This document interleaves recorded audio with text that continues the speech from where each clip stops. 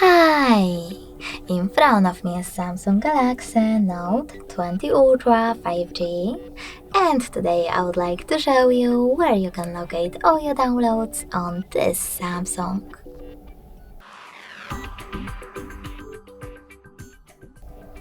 First of all, you need to find an app called My Files.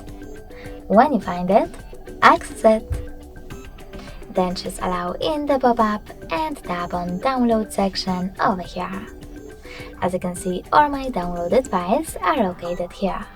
In order to access one, just click on it. Then select one of those options and tap on Always or Just Once. Thanks so much for watching. If you enjoyed this video, leave a like, comment and subscribe. Bye!